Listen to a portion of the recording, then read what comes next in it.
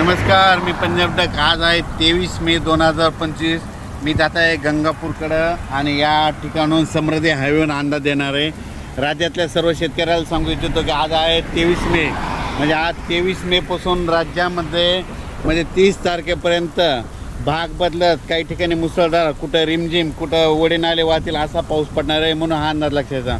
पण शेतकऱ्यासाठी सगळ्यात आनंदाची बातमी म्हणजे खूप शेतकऱ्याचे फोन येत होते पाऊस कधी उघडत आहे, कारण की शेतकऱ्याचे रानं दुरुस्त करायचे राहिले.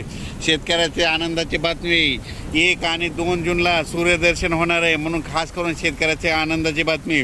पण राज्यात मात्र आज 23पासून मात्र भाग बदलत जोराचा पाऊस पडणार आहे, म्हणून दररोज 2-2 भागात वेगवेगळा पाऊस पडत राहणार आहे, म्हणून हा अंदाज लक्षात घ्यायचा. सांगायचं झालं तर हा पाऊस म्हणजे 24, 25, 26, 27, 28, 29, 30, 31पर्यंत सगळ्या राज्यात महाराष्ट्रामध्ये भाग बदलत पडणार आहे, म्हणून हा अंदाज लक्षात घ्यायचा.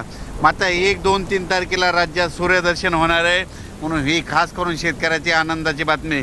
संत्र उत्पादकांचे फोन आले की म्हणजे आम्हाला ताण द्यायचा आहे आणि हे पाऊस कधी उडेल, तर त्यांच्यासाठी सांगू इच्छितो 1, 2, 3 तारखेला सूर्यदर्शन होणार आहे, म्हणून खास करून त्यांनी अंदाज लक्षात घ्यावा.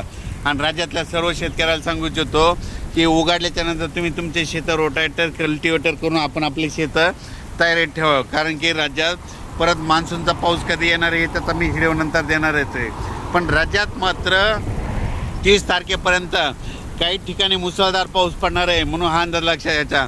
आणि त्या मुसळधार पाऊस जिथं पडणार आहे, तुम्हाला एक सांगू इच्छितो की तो पाऊस सगळ्यात मुसळधार पडणार आहे मुंबईकडं पडणार आहे. म्हणजे मुंबईच्या सर्व जनतेने सतर्क राहण्याचे लक्षात घ्यायचं. त्याच्यानंतर साताऱ्याकडे जास्त मुसळधार पाऊस पडणार आहे, सांगलीकडं पडणार आहे, कराडकडं पडणार आहे, पुण्याकडं मुसळधार पडणार आहे, रायगडकडं मुसळधार पडणार आहे, पुन्हा त्याच्यामध्ये नगर जिल्हा संगमनेर भागाकडे देखील मुसळधार पडणार आहे. कोकणात सगळ्यात जास्त अतिवृष्टी होणार आहे. त्याच्यानंतर कोल्हापूरकडं मुसळधार पडणार आहे. सातारा त्या कोकणपट्टीमध्ये अति मुसळधार पाऊस पडणार आहे, म्हणून हा अंदाज लक्षात. आणि अचानक वातावरणात बदल झाला तर लगेच उद्या 24 तारखेला परत एक मेसेज दिला जाईल. धन्यवाद.